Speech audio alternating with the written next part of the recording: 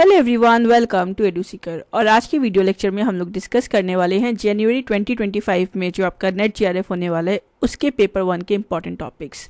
तो जो most important topics है from the unit environment and higher education, दोनों यूनिट के इंपॉर्टेंट टॉपिक्स हम डिस्कस करेंगे। बिकॉज टाइम कम है तो इसीलिए हमने ट्राई करा है कि 2 टॉपिक्स इस वीडियो में कवर कराए जाएं। So yes, now let's start with the video. But before starting with the video I would like to inform you that we already launch our bilingual content for paper 1। ठीक है, तो bilingual content है paper 1 के लिए, जिसमें हमने unit wise mock test series आपको provide करी है। तो we have already launch the mock test series, जिसमें पूरा सिलेबस बहुत अच्छे से कवर हो रहा है। यूनिट वाइज मॉक टेस्ट आपको प्रोवाइड करे गए हैं। 40 to 50 टॉपिक्स पर टेस्ट आपको देखने को मिलेंगे। टोटल 500 क्वेश्चंस है, that means 50 questions from each unit. ठीक है, डिटेल एक्सप्लेनेशन आपको हर एक क्वेश्चन का मिल जाएगा। एग्जैक्ट नेक्स्ट इज के एग्जैक्ट न्यू पैटर्न के क्वेश्चंस हैं कि जो क्वेश्चंस आपको रीसेंट एग्जाम में देखने को मिले थे उन्हीं के बेसिस पे हमने न्यू क्वेश्चंस फ्रेम करे हैं इस मॉक टेस्ट सीरीज में।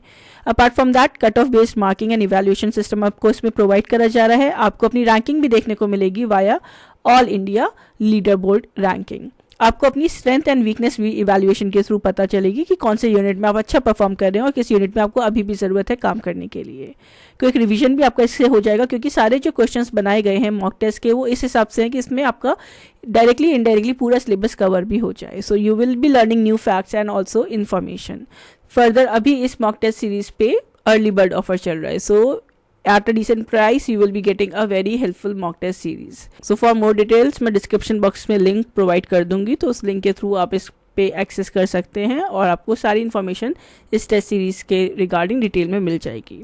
सो yes, now let's start with the video lecture and we will be starting with the unit 9th, that is your environment. क्योंकि higher education environment in units की सबसे ज़्यादा request आई थी आप लोगों की कि मैम थियोरेटिकल यूनिट्स जल्द से जल्द कवर करा लीजिए। So we will be focusing on that only. So सबसे पहले let's start with environment. So people development and environment, that is your unit 9। सबसे पहला टॉपिक जो हम डिस्कस करेंगे that is your millennium development goals. So millennium development goals and sustainable development goals से आपको काफ़ी क्वेश्चंस देखने को मिलते हैं।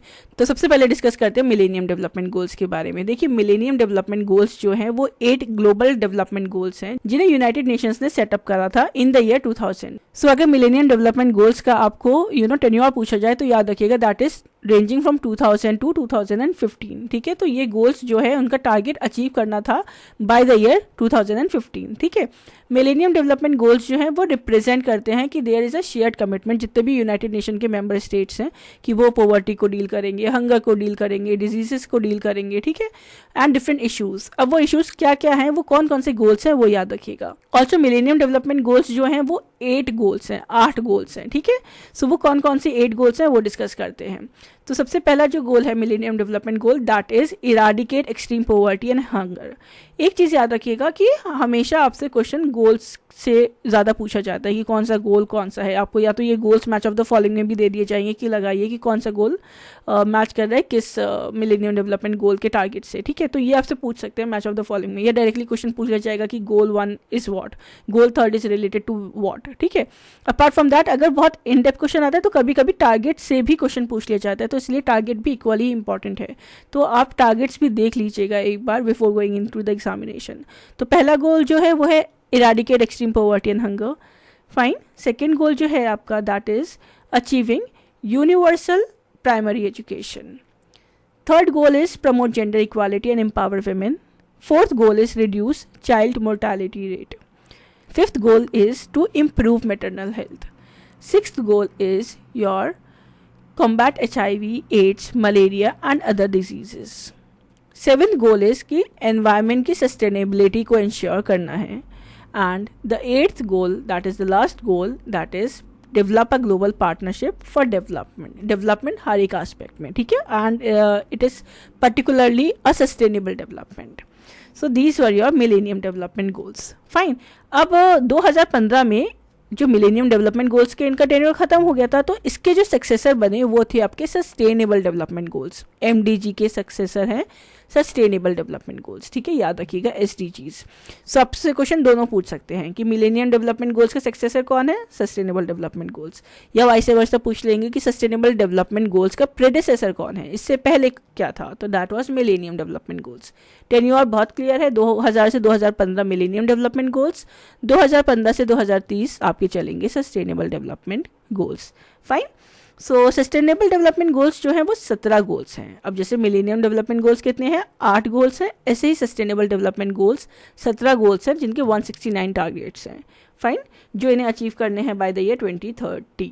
सो now let's discuss about sustainable development goals, fine. So yes, when we talk about sustainable development goals, तो United Nation की conference थी सस्टेनेबल डेवलपमेंट के ऊपर, ठीक है, जिसे Rio+20 के नाम से आप जानते हैं।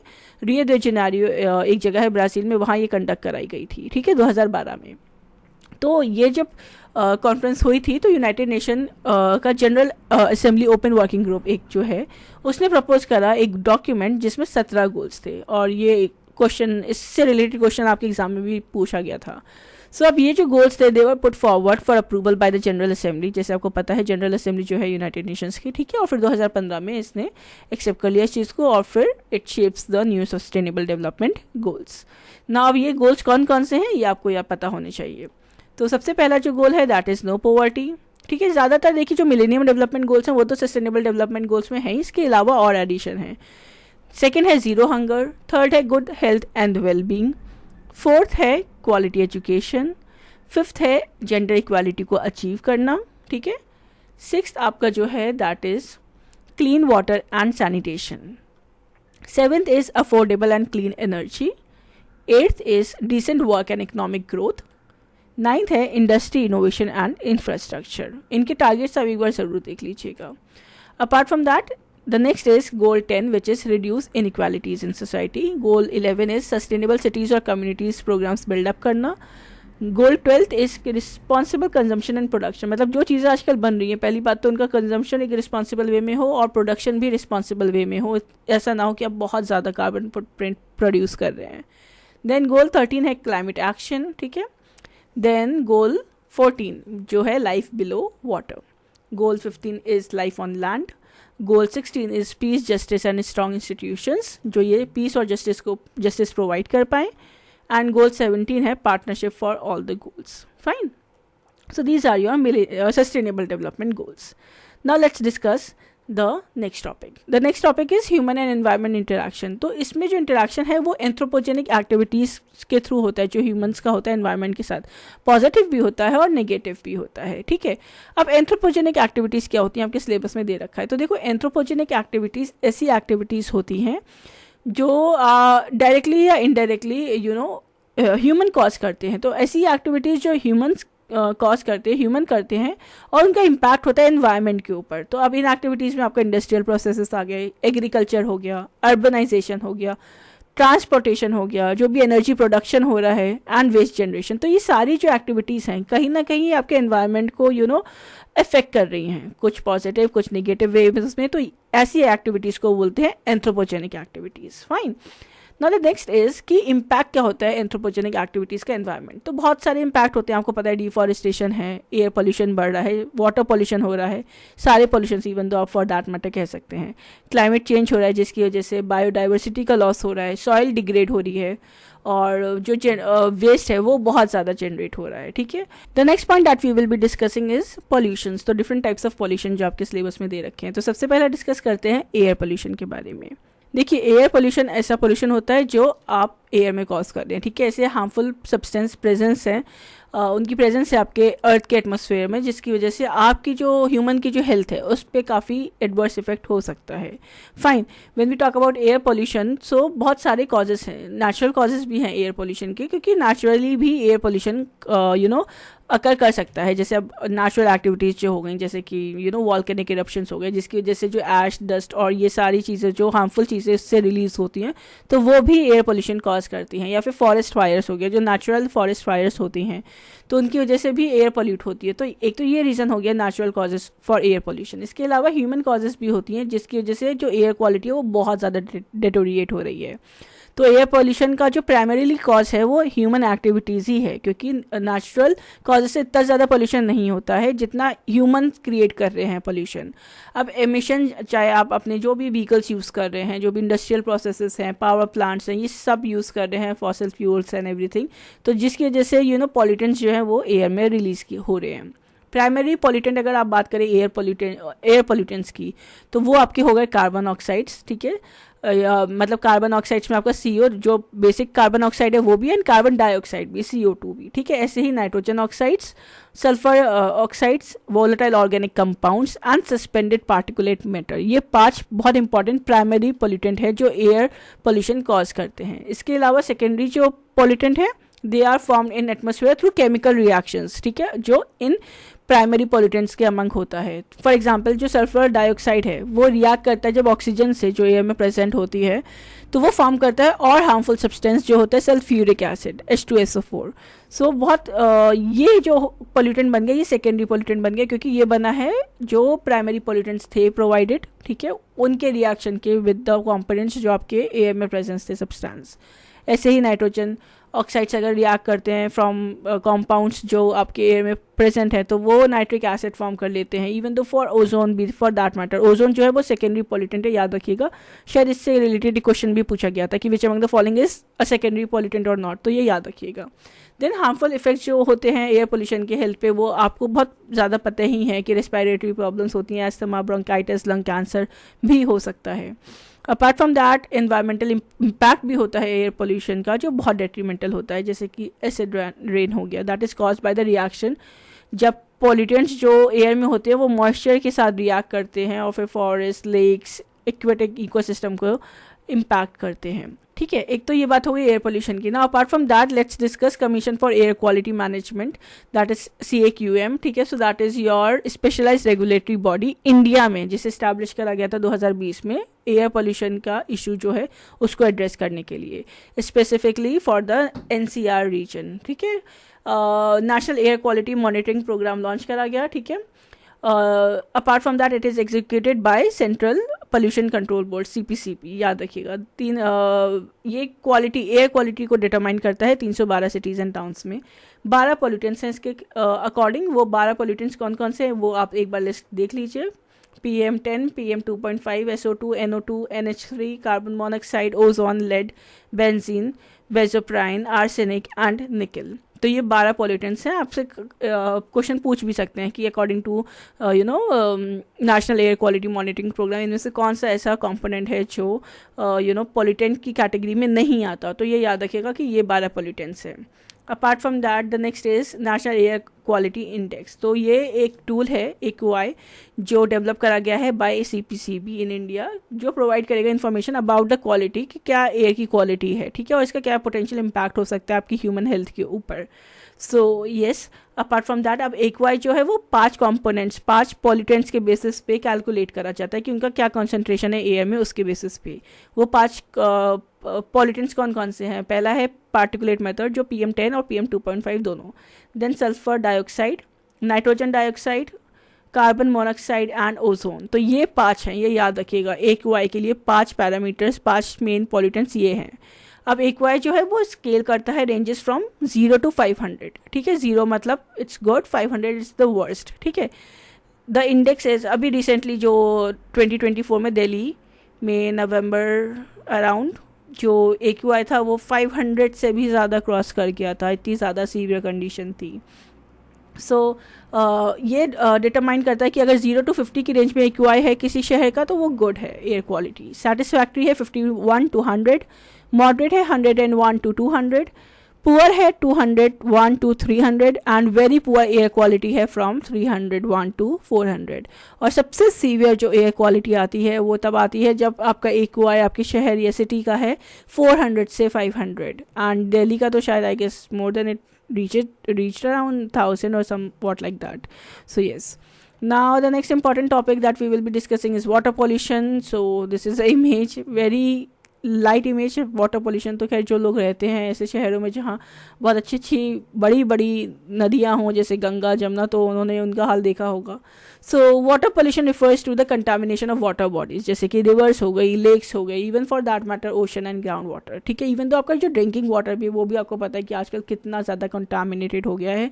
हर डिसेंट वी कैन से घर को डिसेंट पानी मिलना is very we can say a task these days. So yes, types of water pollutants, देखो बहुत टाइप के होते हैं water pollutants. Organic water pollutants हो सकते हैं, जैसे कि आपके पेस्टिसाइड्स हो गए, फर्टिलाइजर्स हो गए, ये सारे आपकी कैटेगरी में आ जाएंगे ऑर्गेनिक पोल्यूटेंट्स में। इनऑर्गेनिक में आ जाएंगे आपके हैवी मेटल्स, एसिड, ठीक है, और टॉक्सिक केमिकल्स जो इंडस्ट्रियल प्रोसेसेस या इंडस्ट्रीज और माइनिंग में से रिलीज़ किए जाते हैं। देन हो गया आपका पैथोजेंस। तो पैथोजेंस ऐसे माइक्रो ऑर्गेनिजम्स हो गए जैसे कि बैक्टीरिया, वायरसेस, जो डिजीज़ कॉज करते हैं, ठीक है। अब ये एनिमल वेस्ट, ह्यूमन वेस्ट से जनरेट होते हैं, तो इसीलिए बहुत बीमारियां फैलाते हैं। Then even though for that matter nutrients, अगर किसी भी चीज़ का देखो, कोई भी चीज़ एक लिमिट से ज़्यादा आपको मिल रही है ना, तो वो डैमेज कॉज करती ही है, चाहे प्यार हो या दुख। So same goes for nutrients. Excessive amounts of nitrogen, phosphorus, जो agricultural run off and waste water, जो एग्रीकल्चर रन ऑफ से वाटर में रिवर लेक्स में पहुंचाया जाता है, तो वो कॉज हार्मफुल कॉज होता है। देन वेस्ट वाटर भी जो है वो लीड कर सकता है यूट्रॉफिफिकेशन, ठीक है, it cause harmful algal blooms, तो ऑक्सीजन जो है वो डिप्लीट हो जाती है वाटर बॉडीज में। सो सोर्सेज ऑफ वाटर पॉल्यूशन को आप दो कैटेगरी में डिवाइड कर सकते हो, एक होता है पॉइंट सोर्स और एक होता है नॉन पॉइंट सोर्स, ठीक है। अब पॉइंट सोर्स क्या होता है, देखिए पॉइंट सोर्स ऐसे सोर्सेज ऑफ पोल्यूशन होते हैं जिनका आपको पता हो, स्पेसिफिक और आइडेंटिफाइबल सोर्स, कि आपको पता है कि इधर से वो चीज़ रिलीज हो रही है, वो हार्मफुल केमिकल या हार्मफुल पैथोजन या जो भी चीज़ें हैं, तो आप उसको ईजिली जब आप पता लगा पा रहे कि वो इधर से आ रहा है, तो आप उसे रेगुलेट कर सकते हो, आप लोकेट कर सकते हो कि ठीक है इसके लिए आपको क्या वर्क करना चाहिए, कि इसकी वजह से कि अगर जो हार्मफुल चीज़ें आ रही हैं जो पोल्यूशन कॉज करी, तो उन्हें हम कैसे सही कर सकते हैं। एग्जाम्पल हो गया municipal discharge pipes, industrial discharge pipes, oil spills etcetera.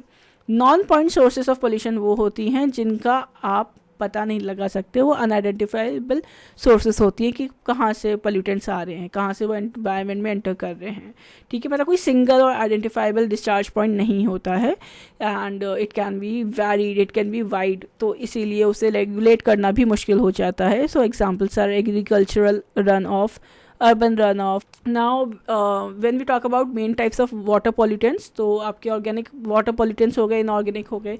Inorganic में जैसे मैंने आपको बताया nutrients, pathogens, sediments, thermal pollutants, toxic chemicals, radioactive substances आ गए। अब कैसे आप वाटर पोल्यूशन को प्रिवेंट कर सकते हो, तो ऑब्वियसली प्रॉपर वेस्ट डिस्पोजल, अगर आप मैनेजमेंट सिस्टम फॉलो कर रहे हो, इससे आप वाटर का पोल्यूशन प्रिवेंट कर सकते हो। आप केमिकल यूज़ को मिनिमाइज़ कर दें, यूज़ करना, ठीक है। एग्रीकल्चर प्रैक्टिसेस जो हैं उनको कैसे रिलीज़ करना है, वो आप रन ऑफ कैसे रिलीज़ करना है उसको मैनेज करें अच्छे से। इंडस्ट्रियल पोल्यूशन को कंट्रोल करें, प्रिजर्व करें और रिस्टोर करें जोन्स, प्रमोट करें sustainable we can say management systems, ठीक है। और फिर सबसे इम्पॉर्टेंट यही है कि सबसे पहले लोगों को एजुकेट करें इस बारे में और अवेयरनेस फैलाएं, क्योंकि ज़्यादातर लोगों को पता ही नहीं है कि ये कोई इशू भी है। मतलब जिन तक साफ़ पानी पहुंच रहा है तो उनको ये इशू भी नहीं लगता है। And also strengthening the regulation and enforcement, कि अगर कोई इंडस्ट्री या कोई फैक्ट्री इंटेंशनली बहुत पोल्यूशन हाँ कॉज कर रही है, तो उसके खिलाफ एक सख्त एक्शंस होने चाहिए, ताकि अगर कोई आगे को सोचे तो वो ऐसा ना करे, ठीक है, fear of sanctions. So yes, then the next is your initiatives to curb water pollution. So there are different initiatives. We have Clean Ganga Fund जो 2014 में सेटअप करा गया था. Then we have Jal Shakti Abhiyan that was launched in 2019 to promote water conservation and management. So yes. Then next is soil pollution. अच्छा देखो, जो soil pollution होता है वो तब होता है जब टॉक्सिक केमिकल्स या पॉल्यूटेंट्स सॉइल में इंट्रोड्यूस हो जाते हैं थ्रू ह्यूमन एक्टिविटीज़, जिसकी वजह से हार्मफुल चेंजेस आते हैं इसकी कॉम्पोजिशन में, स्ट्रक्चर में और बायोलॉजिकल एक्टिविटीज़ में, और सॉइल जो होती है वो इनफर्टाइल हो जाती है. सॉइल पोल्यूशन के वेरियस सोर्सेस होते हैं. इंडस्ट्रियल एक्टिविटीज़ के थ्रू सॉइल पोल्यूशन हो सकता है, एग्रीकल्चरल प्रैक्टिसेस के थ्रू भी सॉइल पोल्यूशन हो सकता है. मतलब अगर आप अपने फार्म पे, लैंड पे बहुत ज़्यादा एक्सेसिव यूज़ कर रहे हैं फर्टिलाइजर्स का, ठीक है, पेस्टिसाइड्स का, हर्बिसाइड्स का, तो वो बहुत ज़्यादा हार्मफुल केमिकल्स होते हैं और वो आपकी सॉइल की जो न्यूट्रिएंट्स की कैपेसिटी होती है उसे डिटोरिएट कर सकते हैं. Then next is mining operations. अगर आप प्रॉपर वेस्ट डिस्पोजेबल नहीं कर रहे हैं, मतलब प्लास्टिक्स वगैरह जो है वो सॉइल में डाल दे रहे हैं, तो उससे भी सॉइल की क्वालिटी डिटोरिएट होती है. So yes. Then the next is कि कितने टाइप्स ऑफ सॉइल पोल्यूटेंट्स होते हैं. तो देखो वही हो गया हैवी मेटल्स जैसे lead, mercury, cadmium, arsenic. Then pesticides and herbicides, industrial chemicals जो होते हैं, petroleum products, radioactive material. Impact soil pollution का यही है कि फर्टिलिटी रिड्यूस हो जाती है सॉइल की, फूड्स, अब देखो जब सॉइल ही ख़राब है तो सॉइल में से जो फूड बनेगा, जो उगेगा, वो भी तो, उसमें भी तो हार्मफुल चीज़ें जाएंगी। देन ग्राउंड वाटर कंटामिनेशन भी हो जाता है, क्योंकि वो ऑब्वियसली चीज़ें डीप डाउन जाती हैं और फिर वो वाटर को भी पोल्यूट कर देती है, ग्राउंड वाटर को। Harm to ecosystem and also ecological balance से डेटोरिएट हो सकता है। सो येस, अगर आप इमेजिन करो, अगर लार्जर स्केल पे कि सोचो आप इतना ज़्यादा सॉइल पोल्यूशन हो गया है कि दुनिया में जगह ही नहीं बची है जहाँ से आप चीज़ें उगा सकें, खा सकें नेचुरल चीज़ें, तो सॉइल पोल्यूशन भी इक्वल ही इंपॉर्टेंट सॉइल पोल्यूशन को भी मिलना चाहिए जितना एयर वाटर पोल्यूशन को मिलता है, I believe. Then the next is noise pollution. Noise pollution तो is for real nowadays, literally it causes headache sometimes. अगर मैं अपने घर से बाहर जाती हूँ for a time and then अगर कोई ऐसी जगह जा रही हूँ मैं जहाँ बहुत ज़्यादा ट्रैफिक है, तो I literally sometimes it's very tough for me to bear that thing. ये स्पेसिफिकली जब आपके पास 4 व्हीलर ना हो, यू आर ऑन 2 व्हीलर, तो तब तो इट्स वेरी मुश्किल। So noise pollution is refers to the excessive या डिस्टर्बिंग लेवल्स ऑफ साउंड, ठीक है, एनवायरनमेंट में जो ऐसी साउंड कॉल्स हो रही है जिसकी वजह से आपकी हेल्थ पे नेगेटिव इफेक्ट आ रहा है, आपकी वेलबींग पे नेगेटिव इफेक्ट आ रहा है, डिट्रीमेंटल इफेक्ट आ रहा है। अब जो सोर्सेस होती है नॉइस पोल्यूशन की, वो बहुत सारी हो सकती हैं। ट्रैफिक नॉइसेस जो व्हीकल्स से आ रही है, आपकी cars, trucks, motorcycles, airplanes, I don't know for what reasons some people like horn for no reasons, like खाली रोड होगी तब भी हॉर्न बजा रहे हैं। लाइक इंडस्ट्रियल एक्टिविटीज़ के थ्रू भी नॉइस पोल्यूशन होता है, क्योंकि जो मशीनरीज वगैरह होती हैं, लार्ज मशीनरीज होती हैं, वो बहुत ज़्यादा क्रिएट करती हैं इस चीज़ को। अर्बन एंड रेसिडेंशियल नॉइस भी होती है, जैसे लाउड म्यूजिक, पार्टीज़ वगैरह and all that stuff. Construction and infrastructure development में भी नॉइस पोल्यूशन होता है। ये तो मतलब आप लोगों को पता ही होगा, drilling, hammering, like it causes so much of noise pollution. Public gatherings, events, stadiums, they also generate high noise levels.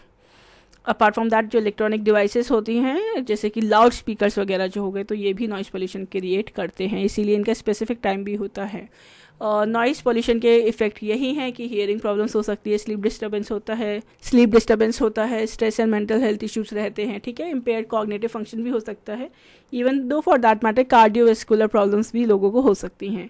Environmental impact देखा जाए नॉइस पोल्यूशन का, तो वही है कि देखो इंसान तो फिर भी कुछ ना कुछ कर लेंगे, पर जो एनिमल्स हैं वो तो कुछ भी नहीं कर सकते, they need to bear that. So disruption of animal life, one environmental impact of noise pollution is that only. Then next is disturbance of their ecosystem, ठीक है, interference with communication. So yes, apart from that all भी हैं, ये तो बहुत generalised वे में मैंने आपको चीज़ें बता दी ना। CPCB जो है, दैट नॉइस स्टैंडर्ड्स उसने तय करे हैं इंडिया में, ठीक है, that is central pollution control board. CPCP लिख गया इसमें, but that is CPCB in the heading area. तो उसने नॉइस स्टैंडर्ड्स रिलीज़ करे हैं to set, we can say, to regulate and control noise pollution in the country. अब ये जो नॉइस पोल्यूशन के एक्ट के थ्रू लागू करा गया था 1986 में। अब जो की पॉइंट्स है regarding this are as follows. तो सबसे पहले डे एंड नाइट टाइम की इन्होंने डेफिनेशंस बताई है। डे टाइम को इन्होंने रेफर करा है period from 6 AM to 10 PM, और नाइट टाइम को इन्होंने रेफर करा है 10 PM to 6 AM। Noise limits अब डिफरेंट जोन्स के लिए और डिफरेंट टाइम के हिसाब से इन्होंने बताई गई हैं, ठीक है, day time and night time from different zones. अब इंडस्ट्रियल एरिया के लिए 75 डेसिबल रखा गया है डे टाइम के लिए, और 70 डेसिबल रखा गया है नाइट टाइम के लिए। कमर्शियल एरिया के लिए 65 डेसिबल रखा है ड्यूरिंग द डे टाइम और 55 डेसिबल रखा है ड्यूरिंग द नाइट टाइम। ये इंपॉर्टेंट है क्योंकि इससे क्वेश्चन आपको एग्जाम में आपसे पूछे गए हैं, तो याद रखिएगा। Residential area 55 decibel for day time and 45 decibel for night time. Silence zone जो है वहाँ 50 डेसिबल रखा है for day time and 40 decibel रखा है नाइट टाइम के लिए। एंड साइलेंस जोन्स कौन से जोन्स होते हैं? ऐसे जोन्स जैसे जो it's near the hospitals, educational institutions and courts वगैरह। हाउएवर जिन्हें फॉलो नहीं करना वो वैसे भी फॉलो नहीं करते, no matter what is the silence zone anyways. So yes, now let's move with the next topic. So the next topic is ozone depletion, ठीक है। अब ओजोन डिप्लीशन इज़ व्हाट, देखिए ओजोन लेयर होती है वो deplete होती चली जा रही है, तो वो जो हो रहा है उसी को बोलते हैं ओजोन डिप्लीशन। अब ओजोन डिप्लीशन इतना बड़ा इशू क्यों है? क्योंकि देखो जो ओजोन की जो लेयर होती है, ozone is not something bad. Ozone की जो लेयर होती थी वो हमें बचाती है from the ultraviolet rays of sun, जिसकी वजह से बहुत ज़्यादा अगर अल्ट्रावायलेट रेज सन्स की अगर इंडिया कह रही सॉरी अर्थ पे आने लगे तो बहुत ज़्यादा मुश्किल हो जाएगी लोगों को सर्वाइव करने के लिए। बहुत एक्सट्रीम टेम्परेचर्स हो जाएंगे, क्लाइमेट कंडीशंस बहुत एक्सट्रीम हो जाएंगी और बहुत सारी बीमारियाँ हो सकती है, स्किन कैंसर वगैरह के चांसेस बहुत हाई हो जाएंगे। तो ओजोन लेयर जो है वो उस चीज़ से हमें प्रोटेक्ट करता था। But with the passage of time and due to certain things जो हमने कॉज करी अपने एटमोसफियर में, ओजोन की जो लेयर है वो थिन होती जा रही है और ओजोन होल विटनेस करा गया था। तो वो जो thinning of the ozone layer है उसी को ही बोलते हैं ओजोन डिप्लीशन। अर्थ के स्ट्रेटोस्फीयर में ओजोन लेयर जो है वो थिन हो रही है, ठीक है। So that is basically your ozone depletion. बहुत जो इंपॉर्टेंट कंपोनेंट्स है ओजोन डिप्लीशन के लिए जिन्हें माना जाता है वो है आपके CFC and HFC, that is chlorofluorocarbons and hydrochlorofluorocarbons, ठीक है। So these are your ozone depleting substances. हाँ, तो यही दो आपके मेन वो माने जाते हैं पॉल्यूटेंट्स। इसके अलावा हैलोन्स, कार्बन टेट्राक्लोराइड, मिथाइल क्लोरोफॉर्म भी मेन पॉल्यूटेंट्स में आते हैं फॉर ओजोन डिप्लीशन। इम्पैक्ट इसका यही है जो मैंने आपको बताया कि हार्मफुल अल्ट्रावायलेट रेडिएशन जो है वो अर्थ को रीच करेंगी from sun surface, earth surface from sun, so that will be very much not good for the earth because it will increase the risk of skin cancer and different diseases.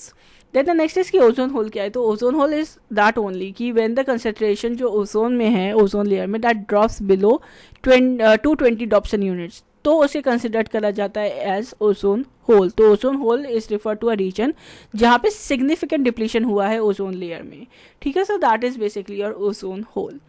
Then the next is your the concept of greenhouse gas emissions, ठीक है। अब greenhouse gas emissions क्या होते हैं? greenhouse gases होती हैं ऐसी gases जो ट्रैप हो जाती हैं, ठीक है, जो हीट को ट्रैप करती हैं अर्थ के एटमॉस्फेयर की, ठीक है। It contributes to greenhouse effect and जिसकी वजह से ग्लोबल वार्मिंग और क्लाइमेट चेंज हो रहा है। अब ग्रीन हाउस गैसेज जो हैं वो रेडिएशंस को एब्जॉर्व करती हैं, ठीक है, हीट एब्जॉर्व करती हैं mostly in the infrared region of the solar spectrum. Fine. अब ग्रीन हाउस गैसेज कौन कौन सी हो गई वो आप याद रखिएगा, that is carbon dioxide, methane and water vapours. तो दे हैव द एबिलिटी कि वो हीट को ट्रैप कर सकते हैं फ्रॉम द सन और फिर उससे प्रिवेंट कर सकते हैं कि वो अर्थ पे आए, ठीक है, और वो वापस स्केप बैक कर देते हैं उसे स्पेस में। तो they do this by absorbing and reemitting the infrared radiation. तो that is why greenhouse gases बुरी चीज़ नहीं है, दे आर इम्पॉर्टेंट, ठीक है, बट कंसनट्रेशन इनका बहुत ज़्यादा हो गया है। सो ये जो प्रोसेस है that is known as greenhouse effect. Now it is essential for maintaining the earth temperature. अगर ग्रीन हाउस गैसेस नहीं होती तो अर्थ का जो टेम्परेचर है ना, जो वार्म टेम्परेचर है जिसकी वजह से हम अर्थ पे रह पा रहे हैं, जी पा रहे हैं, वो भी पॉसिबल नहीं होता। बट द प्रॉब्लम ये है कि जो ग्रीन हाउस गैसेस हैं उनका कंसनट्रेशन बहुत ज़्यादा हाई हो गया है, ठीक है। So that is the issue, greenhouse gas is not the issue, ये याद रखिएगा। मेजर पॉल्यूटेंट्स हैं CO2, CH4, nitrous oxides, fluorinated gases. Apart from that the next is acid rain, ठीक है। अब acid rain is what? Acid rain picture ही देख लीजिए जैसे आप देख रहे हैं। सो NO2 SO2 जब हाइड्रोजन मॉलिक्यूल से रिएक्ट करती है तो वो एसिड के फॉर्म में रिलीज होता है क्लाउड्स के थ्रू, ठीक है, रेन के फॉर्मेट में थ्रू। मतलब एसिड तो नहीं डलता, मतलब रेन होती है, वो जो रेन होती है वो बहुत एसिडिक होती है नेचर में, जो डेटोरिएट कर देती है एनवायरनमेंट को, ठीक है, पेड़ पौधे मार देती है, एक्वेटिक एनिमल्स को भी मार देती है। इवन दो जो हमारी बिल्डिंग्स वगैरह होती हैं वो टार्निश हो जाती हैं, जैसे आपने देखा होगा रिसेंट इशू ताजमहल का कि वो पीला पड़ रहा है। तो वो क्यों पड़ रहा है? वो एसिड रेन की वजह से ही पीला पड़ रहा है। वो ऐसा क्यों हो रहा है? क्योंकि आगरा में ही इस सेल्फ आगरा के आसपास एरिया में बहुत ज़्यादा इंडस्ट्रीज लोकेटेड हैं। सो बेसिकली एसिड रेन जो है उसे रेफर करा जाता है for deposition of acidic pollutants in the form of rain, ठीक है, स्नो और फॉग और ड्राई पार्टिकल्स जो high level of sulphuric acid और नाइट्रिक एसिड को कंटेन करते हैं। मेजर पॉल्यूटेंट है सल्फर डाइऑक्साइड और नाइट्रोजन ऑक्साइड्स, ठीक है। They are mainly emitted from burning fossil fuels, industrial processes या फिर व्हीकल एमिशंस के थ्रू। इम्पैक्ट यही है एसिड रेन का कि वेजिटेशन को डैमेज करता है, फॉरेस्ट को डैमेज करता है, क्रॉप को डैमेज करता है, सॉइल की क्वालिटी डिग्रेड करता है। The next topic is renewable energy resources. अब रिन्यूएबल एनर्जी रिसोर्सेज में क्या क्या आ गया? आपका आ गया सोलर एनर्जी, ऐसी एनर्जी जो आप सन की रेडिएशन से जनरेट कर पा रहे हैं, ठीक है। It can be harnessed by using photovoltaic PV panels जो जनरेट करते हैं electricity through solar thermal systems, ठीक है, फॉर हीटिंग और for various purposes. Then next is wind energy. Wind energy ऐसी एनर्जी है जो आप कैप्चर करते हैं from the movement of wind. आपने देखेंगे बड़े बड़े विंड टर्बाइंस फील्ड में, तो वो कन्वर्ट करते हैं काइनेटिक एनर्जी को of the wind into electricity, ठीक है। So that is your wind energy. Hydro power. So hydro power कौन सी एनर्जी होती है? रिन्यूएबल एनर्जी जो पानी से आप जनरेट करते हैं, flow falling of water, so it is harnessed by using dams, rivers, ठीक है, to drive turbines to generate electricity, जैसे हाइड्रो इलेक्ट्रिक पावर प्लांट्स वगैरह जो हो जाते हैं, fine. Then next is biomass energy, ऐसी एनर्जी जो आप ऑर्गेनिक मटेरियल से प्रोड्यूस करते हो, जैसे कि वुड, ठीक है, एग्रीकल्चर रेसिड्यूज, ठीक है, तो ये सब से जो आप एनर्जी फॉर्म करते हो that is your biomass energy. अब biomass can be burn to produce heat और कन्वर्टेड इनटू बायोगैस और बायोफ्यूल्स।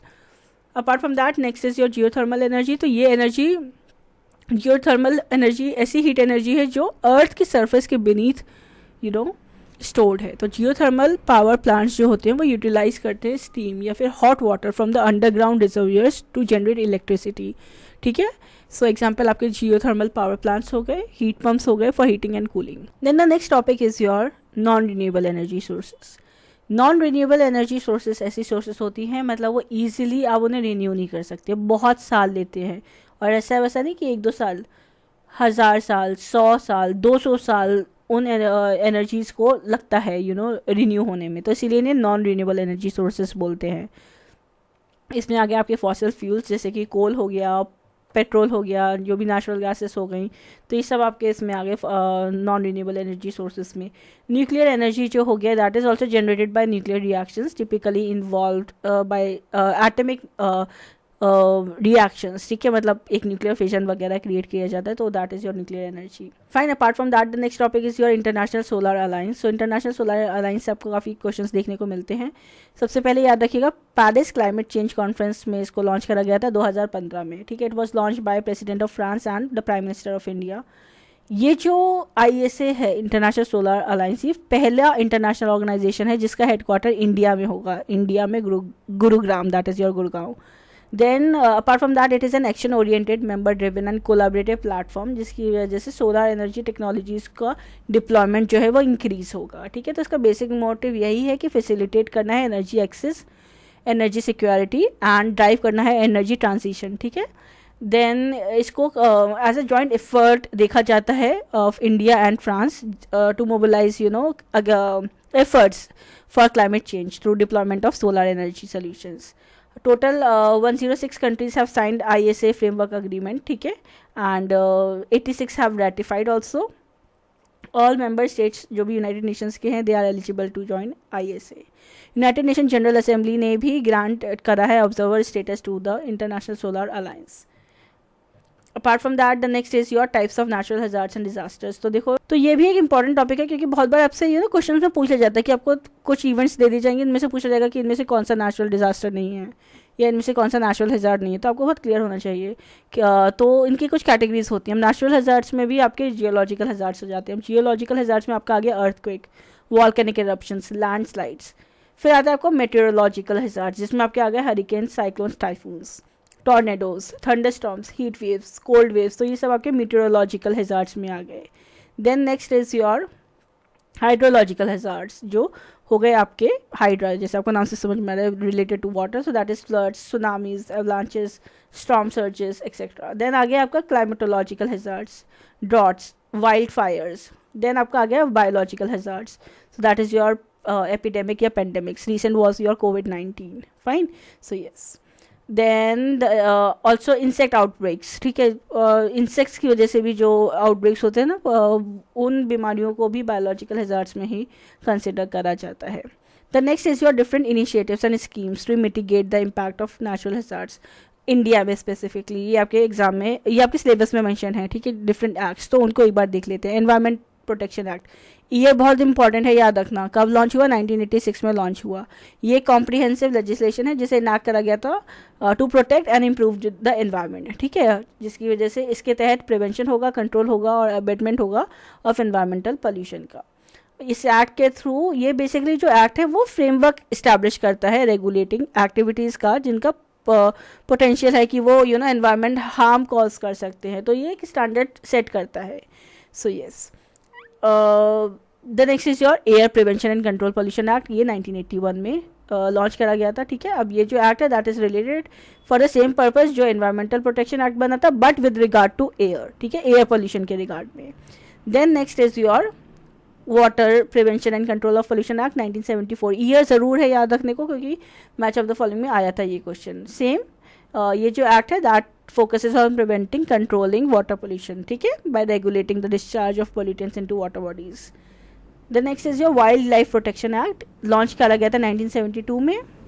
ये वाइल्ड लाइफ को कंजर्व करना चाहता है, वाइल्ड लाइफ स्पीशीज़ को and there habitats in India, ठीक है। तो ऑब्वियसली इस एक्ट के तहत जो भी हंटिंग हो गया, पोचिंग हो गया, जो भी ट्रेड हो गया ऑफ एंडेंजर्ड स्पीशीज़ का, उसको रेगुलेट करा जाता है, उन एक्टिविटीज़ को रेगुलेट करा जाता है, ठीक है, वाइल्ड लाइफ कंजर्वेशन के लिए, मैनेजमेंट के लिए और उनकी प्रोटेक्शन के लिए। So yes, the next initiative is your forest conservation act, 1980 में इसे लॉन्च करा गया था। फॉरेस्ट कंजर्वेशन एक्ट फॉरेस्ट को जो है प्रोटेक्ट करता है, उनको कंजर्व करता है सस्टेनेबली, कैसे मैनेज करना है जो इंडिया में जो फॉरेस्ट है उससे रिलेटेड है, ठीक है। Then the next is your national action plan on climate change, बहुत इंपॉर्टेंट है, ठीक है। अब national action plan on climate change जो है NAPCC, वो 2008 में लॉन्च करा गया था। ये एक बहुत we can say comprehensive strategy है, क्योंकि NAPCC के अंदर ही 8 प्लान्स हैं जो डिफरेंट चीज़ों को केटर करते हैं, ठीक है। क्लाइमेट चेंज से जो क्लाइमेट चेंज का जो चैलेंज है, ठीक है, और जो सस्टेनेबल डेवलपमेंट का जो चैलेंज है, उनकी नीड्स को केटर करता है। तो this plan basically consist of 8 सब प्लान्स। अब वो कौन कौन से वो याद रखिएगा, ठीक है। अब वो 8 कंपोनेंट्स हैं इसके: national solar mission, national mission on enhance energy efficiency, national mission on sustainable habitat, national water mission. Apart from that, you also have your national mission for sustaining the Himalayan ecosystem, national mission for a green India, national mission on sustainable agriculture और national mission on strategic knowledge for climate change। तो ये 8 national mission आते हैं NAPCC के अंदर। तो ये याद रखिएगा, क्योंकि क्वेश्चन में पूछ सकते हैं कि इनमें से कौन सा नेशनल मिशन जो है वो national action plan on climate change के अंदर नहीं आता। तो ये याद रखिएगा। Fine, so yes, now let's move with the section that is your next section, that is your higher education. So now let's move with the next unit, that is your higher education. तो higher education में जो बहुत important topic है वो तो है आपका NEP, national education policy 2020 में जो आई थी। वो देखो इसलिए इंपॉर्टेंट है, बहुत सारे शिफ्ट में इससे क्वेश्चन आता है, और अब तो ज़्यादा ही आएगा, क्योंकि बहुत लेटेस्ट जो एजुकेशन की फील्ड में देखा जाए जो डेवलपमेंट आया है तो वो NEP ही है। इसके अलावा मैं आपको बता दूँ कि जो 2 इंपॉर्टेंट टॉपिक्स हैं जो आपको बिल्कुल छोड़ने ही नहीं है हायर एजुकेशन में, वो है आपके कमीशंस। तो ई बुक्स में आपको वो अच्छे से मेंशन है, कमीशंस, हायर एजुकेशन बॉडीज़, ठीक है। और इवन दो जो एंशियंट यूनिवर्सिटीज़ वगैरह टक्सिला, उनसे भी क्वेश्चन पूछे जाता है, तो वो ई बुक में आपको प्रॉपरली मेंशन है इन डिटेल में, तो वो आप ज़रूर पढ़ लीजिएगा, वो बिल्कुल मत छोड़ के जाइएगा, ठीक है। NEP थोड़ा कॉम्प्लेक्स है तो वो मैं एक्सप्लेन कर देती हूँ। सो ministry of human resource and development ने NEP के लिए कमेटी फॉर्म करी थी, that was chaired by doctor के कस्तूरी रंजन। अब ये जो कमेटी थी ये 2017 में कॉन्स्टिट्यूट करी गई थी। कमेटी ने अपनी रिपोर्ट May 31, 2019 में सबमिट करी, ठीक है। Now the committee for evolution of NEP propose the establishment of council for excellence in higher education. अब जो NEP है वो इम्पॉर्टेंट इसलिए है क्योंकि इससे पहले जो एजुकेशन पॉलिसी आई थी वो 1986 में आई थी, और उससे पहले जो आई थी वो 1968 में आई थी। तो 2 इससे पहले नेशनल एजुकेशन पॉलिसीज आ चुकी हैं। हाउएवर 1992 में कहते हैं नेशनल एजुकेशन पॉलिसी, पर वो national education policy core consider नहीं करी जाती, क्योंकि सिर्फ कुछ चेंजेस लाई गई थी। जो प्रॉपर नेशनल एजुकेशन पॉलिसी आई थी वो आई थी 1968, फिर 1986, और 1986 के बाद अब 36 ईयर्स के बाद 2020 में, ठीक है। It came into force from 29 July 2020। Also अगर ये क्वेश्चन पूछा जाए कि नेशनल एजुकेशन पॉलिसी 2020 वाली ने कौन सी नेशनल एजुकेशन पॉलिसी को रिप्लेस करा है, तो बहुत ऑब्वियस है 1986 वाली को, क्योंकि जब 1986 वाली आई थी तो उसने 1968 वाली को रिप्लेस करा था, है ना। अब ये मैंने आपको बताई दिया, 2 इससे पहले नेशनल एजुकेशन पॉलिसीज आई थी 1968 एंड 1986। फीचर्स जो है आपके NEP 2020 के वो यह है कि क्वालिटी एजुकेशन प्रोवाइड करना है, अफोर्डेबिलिटी प्रोवाइड करनी है एजुकेशन में, इक्विटी प्रोवाइड करनी है, एक्सेस प्रोवाइड करना है, और अकाउंटेबिलिटी प्रोवाइड करनी है। तो ये 5 फीचर्स है: quality, affordability, accountability, equity and access, ठीक है, ये याद रखिएगा। द नेक्स्ट थिंग इज कि पहले देखो इसका सेग्रीगेशन डिस्कस कर लेते हैं कि स्कूल एजुकेशन में कौन कौन से की पॉइंट्स थे नेशनल एजुकेशन पॉलिसी के, और हायर एजुकेशन में क्या क्या की पॉइंट्स है। स्कूल एजुकेशन की बात करी जाए तो उन्होंने पूरा पेडागोगिकल स्ट्रक्चर ही बदल दिया है। पहले जो पेडागोगिकल स्ट्रक्चर था दैट वॉज 10+2, ठीक है, जैसे आप देख सकते हैं। नया जो अकेडमिक स्ट्रक्चर आया है वो क्या आया है, वो आया 3+4, वो आया है 5+3+3+4, ठीक है। अब ये कैसे है ये आप देख लीजिए, पिक्चर में आपको दिख रहा होगा। पहला जो है 5 ईयर्स का वो है आपका फाउंडेशनल स्टेज, ठीक है। फाउंडेशनल स्टेज जो है उसके भी फर्दर आप देखिए एक सेग्रीगेशन करा गया है। 3 साल जो होगा वो that is your anganwadi, pre school, बाल वाटिका, जो बच्चे जाएंगे फ्रॉम एज 3 to 6। देन आता है 2 years, that is class first to second. इसमें जो बच्चे होंगे that will be approx from the age of 6, age group of 6 to 8 years। फिर अब ये हो गया आपका 5 साल का फाउंडेशनल स्टेज। अब 5 साल के फाउंडेशनल स्टेज के बाद आता है आपका प्रिपरेटरी स्टेज, जो 3 साल का होगा from class 3rd to 5th। फिर आता है 3 साल का मिडिल स्टेज। अब middle stage is from class 6 to 8, 6, 7th and 8th। Then आता है आपका 4 years का secondary stage, that will be comprising from 9 to 12th, 9, 10th, 11th and 12th। अब इसमें डिफरेंस क्या है कि अभी जो न्यू एकेडमिक स्ट्रक्चर में जो बच्चा है वो 3 साल से जाएगा, पहले वाले में 6 साल से एक लिमिट थी, ठीक है। So yes, the next important transformations जो की पॉइंट्स हैं स्कूल एजुकेशन में वो ये है, सबसे पहले कि यूनिवर्सलाइजेशन ऑफ एजुकेशन की वो चाहते हैं कि हर बच्चा जो है वो स्कूल जाए। यूनिवर्सलाइजेशन ऑफ एजुकेशन हो from preschool to secondary level के लिए ही सिर्फ बात करी जा रही है, ठीक है। हायर एजुकेशन नहीं, सिर्फ preschool to secondary level तक यूनिवर्सलाइजेशन ऑफ एजुकेशन हो। 100% ग्रॉस एनरोलमेंट रेशियो ये अचीव करना चाहते हैं बाय द ईयर 2030। 3 इंपॉर्टेंट चीज़ें याद रखना इसमें कि यूनिवर्सलाइजेशन ऑफ एजुकेशन कौन से लेवल पे हो रही है, preschool to secondary level. इसका मतलब हो गया यूनिवर्सलाइजेशन का मतलब कितना, 100% ग्रॉस एनरोलमेंट रेशियो अचीव करना। टारगेट ईयर क्या है, 2030, तो ये याद रखिएगा। स्कूल एजुकेशन में 100% ग्रॉस एनरोलमेंट रेशियो अचीव करना है बाय द ईयर 2030। ये जो रेशियो है GER का वो हायर एजुकेशन में अलग है और इसका टारगेट ईयर भी अलग है। तो अभी आप याद रखिए कि स्कूल एजुकेशन में 100% अचीव करना है बाय द ईयर 2030, ठीक है। To the next is to bring 2 crore out of school children back in the mainstream through open schooling system. Current जो 10+2 सिस्टम है उसको रिप्लेस कर दिया गया है 5+3+3+4 करिकुलर स्ट्रक्चर से। वोकेशनल एजुकेशन को स्टार्ट करा जाएगा फ्रॉम क्लास 6, ठीक है। Teaching up to class 5th will be can be in mother tongue और द रीजनल लैंग्वेजेस, ठीक है। तो कोई लैंग्वेज का इम्पोजिशन नहीं होगा बच्चों के ऊपर क्लास 5th तक। असेसमेंट रिफॉर्म्स लाए जाएंगे with 360 degree holistic progress card. 360 degree holistic progress card is like सिर्फ एकेडमिक एस्पेक्ट का ही बेसिस पे आपको आपका वो नहीं असेसमेंट नहीं करा जाएगा। आपका रिपोर्ट कार्ड में हर चीज़ होगी, आपका बिहेवियर, आपके पीयर्स के साथ आपका बिहेवियर कैसा है, आपके टीचर्स के साथ आपका बिहेवियर कैसा है, और जो स्टूडेंट्स का को करिकुलर एक्टिविटीज़ में इन्वॉल्व है उसको भी उनके मार्क्स मिले जाएंगे। तो पूरा होलिस्टिक प्रोग्रेस कार्ड एक होगा, ठीक है। तो that is your 360 degree holistic progress card. Also अगर नेशनल एजुकेशन पॉलिसी को डिटेल में पढ़ना है तो चैनल पे ऑलरेडी एक वीडियो डाली हुई है मैंने NEP के ऊपर, जिसमें मैंने बहुत इजीली समझाया भी है हर एक की पॉइंट को, तो वो ज़रूर देख लीजिएगा, ठीक है। The next is your NCFTE, इसे फॉर्मुलेट करा जाएगा, ठीक है। That is your national curriculum framework for teacher education. अब ये फॉर्मुलेट करा जाएगा by NCT, that is your national council for teacher education in consultation with NCERT। याद रखिएगा क्योंकि इससे रिलेटेड क्वेश्चन आया था कि NCFTE की रिस्पॉन्सिबिलिटी किससे दी गई है फॉर्मुलेट करने की, तो that is your NCTE and your NCERT। 2030 में मिनिमम डिग्री क्वालिफिकेशन जो होगी फॉर टीचिंग के लिए that will be a 4 year integrated B.Ed degree course. When we talk about higher education, तो जैसे मैंने बोला था ये रेशियो अलग रहेगा ग्रॉस एनरोलमेंट का। तो हायर एजुकेशन में न्यू एजुकेशन पॉलिसी का टारगेट है कि 50% हायर एजुकेशन में ग्रॉस एनरोलमेंट रेशियो अचीव कर पाए, और इसका जो टारगेट ईयर है वो है 2035, ठीक है। तो ये याद रखिएगा। Apart from that current gross enrolment ratio जो है that is 26.3। GER that is your gross enrollment ratio, that is defined as total number of enrolled students, ठीक है, एक पर्टिकुलर एज ग्रुप्स के, और उनको डिवाइड करा जाता है उन एज ग्रुप के बच्चों की कितनी पॉपुलेशन है, ठीक है। तो इससे बोलते हैं GER। आपके इस बार एग्जाम में एक पूछा भी गया था, जो जून में जो एग्ज़ाम हुआ था जो आपका कैंसिल हो गया, उसमें ग्रॉस एनरोलमेंट रेशियो पूछा गया था कि क्या होता है।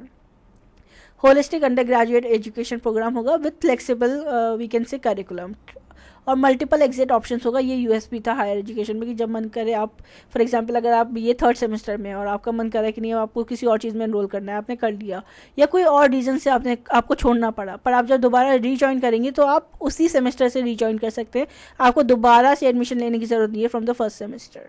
सो येस, MPhil कोर्सेज को डिसकंटिन्यू कर दिया गया है, ठीक है। और जितने भी कोर्सेज होंगे अंडर ग्रेजुएट, पोस्ट ग्रेजुएट और PhD लेवल के, वो इंटरडिसिप्लिनरी होंगे। एकेडमिक बैंक्स ऑफ क्रेडिट्स को इस्टेब्लिश करा जाएगा कि आपके जो भी क्रेडिट्स हैं एकेडमिक उन्हें उसमें फैसिलिटेट करा जाए।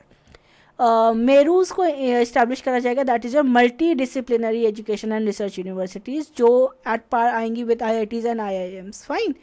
The next is national research foundation जो है वो क्रिएट करी जाएगी, जो एपिक्स बॉडी होगी किस में, in the field of research, ठीक है, जो स्ट्रॉन्ग रिसर्च कल्चर को फॉस्टर करेगी। द नेक्स्ट इंपॉर्टेंट इज कि higher education commission of India बनाया जाएगा, जो एक अम्ब्रेला बॉडी होगी जिसके अंडर पूरा एंटायर हायर एजुकेशन आएगा, but it will exclude 2 fields. अब वो 2 फील्ड्स कौन सी हैं, वो है आपकी मेडिकल और लीगल फील्ड, ये याद रखिएगा, ठीक है। सो यस, अब अपार्ट फ्रॉम दैट, अब जो हायर एजुकेशन कमीशन है इंडिया का, HECI, जिसे इस्टेब्लिश करा जाएगा, उसके 4 इंडिपेंडेंट वर्टिकल्स भी होंगे। अब वो कौन कौन से, वो याद रखिएगा। एक है आपका नेशनल, एक है आपका NHERC, एक है आपका GEC, then you have HEGC and NEC।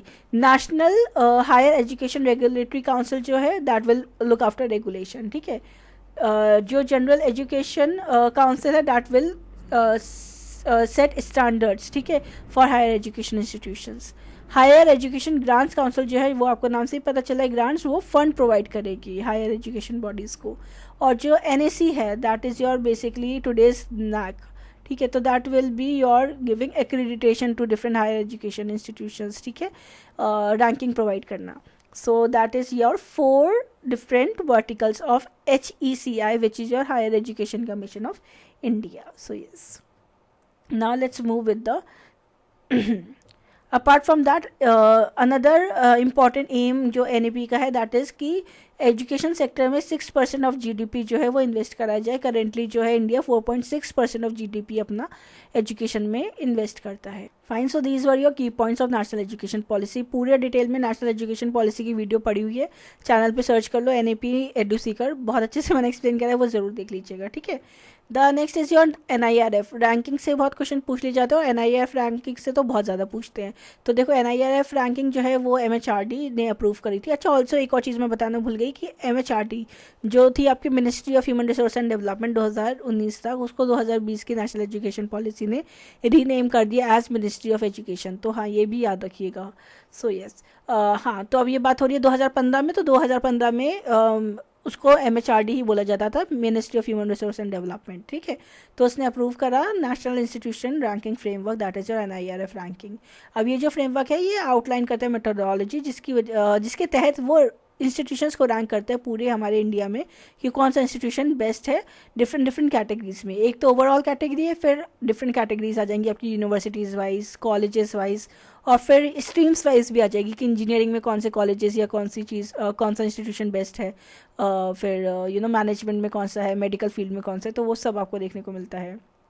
5 parameters इसके होते हैं: teaching, learning and resources, research and professional practices, graduation outcomes, outreach and inclusivity and perception.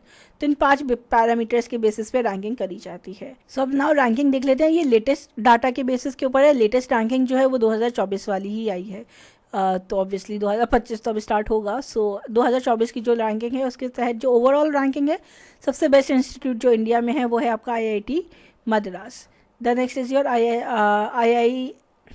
IIT Madras. The next is your IISc Bengaluru, which is your Indian Institute of Sciences Bengaluru. Then you obviously सारी जो top में आएंगे वो आपके IITs ही आएंगे। So IIT Bombay, IIT Delhi, IIT Kanpur, तो ये आपके टॉप 5 है ओवरऑल कैटेगरी में। यूनिवर्सिटी लेवल में देखें तो Indian Institute of Science Bengaluru first है, जवाहरलाल नेहरू यूनिवर्सिटी JNU जो है आपकी सेकंड है, जामिया मिलिया इस्लामिया न्यू दिल्ली थर्ड है, Manipal academy of higher education recently 2024 में ये 4th रैंकिंग पे, इससे पहले कोई और था 2023 में। एंड BHU का सेम स्टेटस रहा है, that is your 5th ranking Banaras Hindu university. ये टॉप 5 मैं आपको बता रही हूँ, ठीक है। कॉलेजेस में Miranda House Delhi, Hindu College Delhi and Saint Stephen's College Delhi, तो ये 3 टॉप 3 कॉलेजेस हैं। When we talk about research की फील्ड में, तो Indian Institute of Science Bengaluru, IIT Madras, IIT Delhi, IIT Bombay and then you have IIT Kharagpur. तो this is your latest data and IIF ranking. इससे ज़्यादा detail में आपको देखनी है रैंकिंग, तो आप एक बार वेबसाइट पे जाके देख सकते हैं डिफरेंट स्ट्रीम्स वाइज कि मेडिकल फील्ड में कौन सा टॉप इंस्टीट्यूट है, लीगल फील्ड में कौन सा टॉप इंस्टीट्यूट है, इंजीनियरिंग में कौन सा है, मैनेजमेंट में कौन सा है। Fine, so yes, now let's move with another important topic of higher education जो है important schemes and policies higher education में। अब ये लेटेस्ट गवर्नमेंट स्कीम्स हैं तो वो हम डिस्कस करते हैं। समग्र शिक्षा, ठीक है, एक ये इंटीग्रेटेड स्कीम है स्कूल एजुकेशन के लिए, 2018 में से लॉन्च करा गया था। ज़्यादातर इंपॉर्टेंट जो स्कीम से क्वेश्चन आता है, पहली बात तो इनके इससे ही आ जाता है, जो एक्रोनिम होते हैं कि इम्प्रिंट हो गया, इम्पैक्ट हो गया, इनका फुल फॉर्म पूछ लिया जाएगा, या फिर इनका ईयर ऑफ लॉन्च पूछ लिया जाएगा, या फिर इनका मेन एजेंडा पूछ लिया जाएगा, एम गोल क्या है, तो वो आपको पता होना चाहिए। और ज़्यादातर स्कीम्स का जो नाम होता है उससे ही आपको समझ में आ जाता है कि इनका मेन एम गोल क्या है। समग्र शिक्षा अभियान जो है वो आपका इंटीग्रेटेड स्कीम है फॉर स्कूल एजुकेशन। इंटीग्रेटेड क्यों बोल रहे हैं वो आपको पता चलेगा। टेन्योर जो है 2021 से 2026 है। अब universal access, equity and quality provide करना एजुकेशन के टर्म में, ठीक है, promoting vocationalisation of education and strengthening of teacher education institutions, तो ये इसका मेन टारगेट्स है। सपोर्ट करता है स्टेट्स को implementing right of children to free and compulsory education. Samagra Shiksha एक ओवर आर्किंग प्रोग्राम है, ठीक है, इसके अंदर 3 और प्रोग्राम्स आते हैं। वो कौन कौन सी होगी? 3 सब स्कीम्स, सर्व शिक्षा अभियान, राष्ट्रीय माध्यमिक शिक्षा अभियान और स्कीम ऑन टीचर एजुकेशन। तो ये 3 जो स्कीम्स है वो भी इसी के अंडर वर्क कर रही हैं। अब याद रखिएगा, क्योंकि इससे क्वेश्चन पूछा गया था एक बार कि इनमें से कौन सी जो 3 स्कीम्स हैं, कि इनमें से कौन सी स्कीम्स जो है समग्र शिक्षा अभियान के अंदर नहीं आती। तो सर्व शिक्षा अभियान, RMSA, राष्ट्रीय माध्यमिक शिक्षा अभियान और स्कीम ऑन टीचर एजुकेशन इसके अंडर आते हैं। राष्ट्रीय उच्चतर शिक्षा अभियान, रूसा, तो रूसा का फुल फॉर्म ही पूछ लिया जाता है पहली बात तो दैट इज राष्ट्रीय उच्चतर शिक्षा अभियान। नाम से ही पता चल रहा है उच्चतर, so that is related to your higher education, ठीक है। It was launch in 2013, enhancing quality of universities, ठीक है। So yes, providing educate opportunities for higher education institutions. Then next is your study in India, तो study in India को 2018 में launch करा गया था to encourage the flow of obviously international students in India. नाम से समझ में आ रहा है कि बाहर के बच्चों को इंडिया लाना है, study in India program. To improve soft power of India, देखो देयर इज दिस कंसेप्ट ना, हार्ड पावर, सॉफ्ट पावर, तो सॉफ्ट पावर ऑफ इंडिया को इम्प्रूव करने के लिए, fine. So yes, to increase India's market share of global education as well. Then next is your PM eVidya, सो इसे 2020 में launch करा गया था। अब ये जो PM ई-विद्या है, basically it unifies all efforts जो भी डिजिटल, ऑनलाइन और ऑन एयर एजुकेशन से रिलेटेड है, to enable multi mode access, so that जो एजुकेशन है वो ज़्यादातर लोगों को मिल पाए with the help of technology, and it also minimise learning losses. हाँ, it also PM ई-विद्या also one UNESCO's recognition. So yes, the next is your PM Shri Schools, तो it was launch in 2022। They will be a state of the art school, ठीक है, और वो act करेगा as a laboratory for national education policy of 2020। अब ये जो school होंगे वो फुल्ली इक्विप होंगे to prepare students for future. The next is your Vidya Samiksha Kendra, VSK, सो 2022 में लॉन्च करे गए थे। Nation wide replication of Gujarat education departments, VSK, ठीक है, जो गुजरात में है। Now it helps track daily online attendance of teachers and students, ठीक है, एंड ऑल्सो इट, क्योंकि देखो आपको पता है कि जो गवर्नमेंट कॉलेजेस स्कूल्स होते हैं उसमें टीचर्स क्या करते थे कि जाते नहीं थे, अपनी जगह किसी और को भेज दिया और उसको कम पैसे दे दिए, तो वो सब होता था। तो इसके थ्रू वो ट्रैक रख सकते हैं ऑनलाइन अटेंडेंस कैन एवरीथिंग, तो वो चीज़ पॉसिबल नहीं होती। CCTV वगैरह भी शायद लगवा दिए जाते हैं। सो या, so national surveillance system will be known as national digital education architecture. So yes, the next is your IKS initiative, so which is your Indian knowledge system initiative, 2023 में से लॉन्च करा गया था। It is an innovative cell, ठीक है, at all India council for technical education. AICT जो body है that is your apex body in the field of your technical education. So yes, the next, तो basically इसको promote करा गया था। So basically जो IKS सिस्टम है that initiative will promote interdisciplinary research on all aspects, fine. Strengthening teaching and learning and results for states project, तो stars project, ठीक है, तो ये एक्रोनिम है और उसका फुल फॉर्म यही है, तो ये देख लीजिएगा। 2020 में लॉन्च करा गया। इसका एम यही है कि इंप्रूव करना है overall monitoring and measurement activities Indian school education system में, ठीक है, till the financial year of 2024 to 2025। Then next is your prime minister's research fellowship scheme, जो अनाउंस करी गई हैं in the budget of 2018-19 to attract best talent research में, ठीक है, बेस्ट टैलेंटेड बच्चों को रिसर्च में लाना, सो दैट हमारा जो इनोवेशन है वो इम्प्रूव हो पाए हमारी कंट्री का, ठीक है। ऑल्सो अट्रैक्टिव स्कॉलरशिप्स प्रोवाइड करना सिलेक्टेड कैंडिडेट्स को PhD प्रोग्राम के लिए। Unnat Bharat Abhiyan, so that is launch in 2014। Transformational change लाया जाए रूरल डेवलपमेंट प्रोसेस में, ठीक है, by leveraging knowledge institutions to build inclusive India. So yes, Unnat Bharat अभियान। अब जो इसमें क्या होगा कि जो ये बेसिकली इस अभियान के थ्रू जो फैकल्टीज़ हैं उन्हें फैसिलिटेट करा जाएगा, या फिर जो स्टूडेंट्स हैं हायर एजुकेशन इंस्टीट्यूशंस में कि वो डेवलपमेंट इश्यूज़ को आइडेंटिफाई करें रूरल एरियाज़ में, और फिर सस्टेनेबल सॉल्यूशंस को प्रोवाइड करें उसके लिए कि क्या सस्टेनेबल सॉल्यूशंस आप प्रोवाइड कर सकते हैं, गवर्नमेंट क्या कर सकती है. The next is your Kapila program, which is your Kalam program for IP literacy and awareness. 2020 में लॉन्च करा गया था. IP is your intellectual property to recognize, facilitate the intellectual property innovations and best practices in higher education institutions. The next is your Visakha scheme, which is your Vittiya Saksharta Abhiyan, launched in 2016. Basically, to develop a cashless campus, मतलब आप online use करें हर एक aspect में. The next is your imprint, so which is your impacting research and innovation, and technology, launched in 2015. Main agenda यही है, to solve the most relevant engineering challenges faced by our nation by translating knowledge into viable technology. So the next is your Institute of Eminence scheme. It was launched in 2016. 10 institutions from the public and private category, they will be selected and will have the world class academic and research facilities, और उनको government grant provide करेगी. वो कौन से institution से एक बार check ज़रूर कर लीजिएगा नेट पे, क्योंकि हो सकता है इससे क्वेश्चन पूछ लिया जाए. So yes, there are different types of schemes. There are more schemes, and some of the schemes I already covered in unit 2 video, that was research aptitude, NAD, NDL वगैरह. So वो एक बार ज़रूर देख लीजिएगा. So yes, this was all for today's video. I hope you find this video helpful.